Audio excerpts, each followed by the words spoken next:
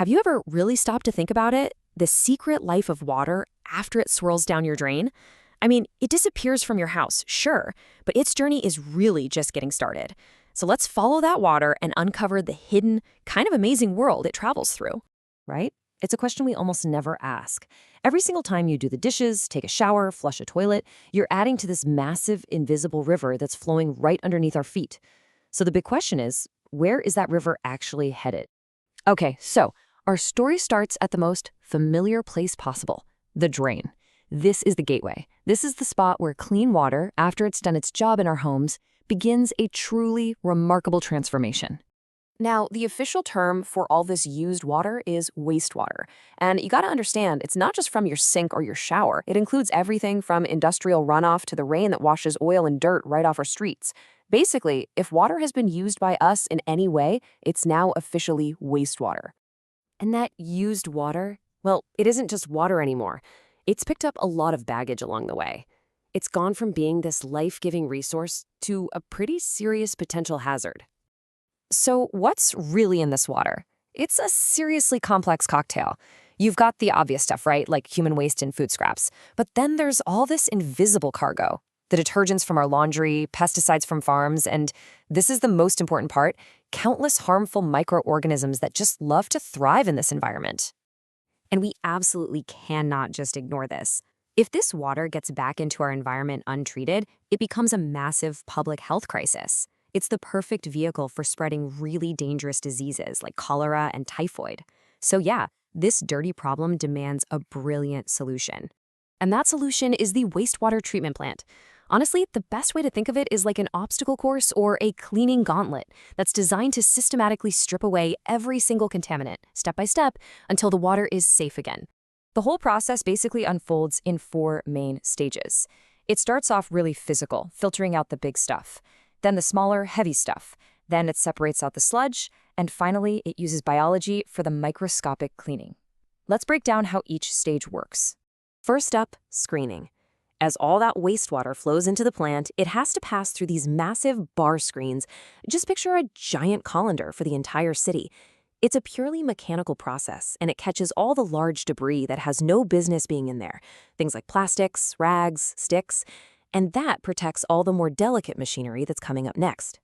Next, the water moves into a grit removal tank, and here the flow is deliberately slowed way down. It's a simple change, but it lets gravity take over.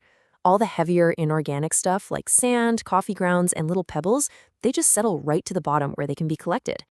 All right, the next stage is called clarification. The water just sits in a huge, quiet settling tank. And in here, a natural separation starts to happen.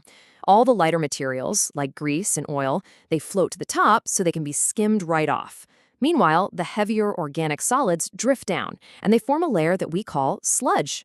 This brings us to the final and maybe the most incredible stage, aeration. Air gets bubbled furiously through the water. But it's not to clean the water directly, it's to cultivate an entire army of tiny helpers. Millions of helpful bacteria thrive in this oxygen-rich environment. They are the true heroes of the plant. They feast on all the remaining dissolved waste, literally eating the pollution and purifying the water on a microscopic level. It's amazing. So after surviving that entire gauntlet, what was once a hazardous waste is now completely transformed. And the process doesn't just get rid of a problem, it actually creates valuable new resources. I mean, just look at this transformation. It's pretty remarkable. The contaminated wastewater becomes clean, treated water, totally ready to be returned to the environment. And what about that sludge? Well, that gets treated separately, often with different bacteria, and it's converted into a valuable organic fertilizer that can return nutrients back to the soil. And just like that, the journey that started in our homes ends with a natural cycle being restored. Clean water flows back into our rivers and our lakes, while the organic waste is repurposed to help new things grow. It's a really elegant and sustainable system when you think about it. But here's the thing. This incredible system can only do so much. It's designed to handle very specific types of waste. And its success, it actually depends on us, the people sending the water down the drain in the first place.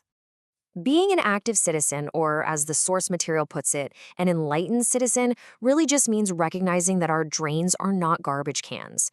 What we choose to put down them directly impacts how well this whole process works. So, what do we need to keep out? Well, the big culprits are cooking oils and fats. They seem liquid when they're hot, right? But they solidify in the cold pipes and they create these massive blockages.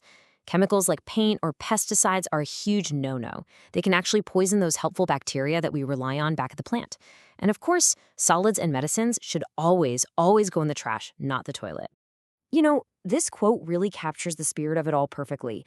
We don't need to wait around for some big policy change. The power to protect this vital system and our water, it begins with our own individual, enlightened choices every single day.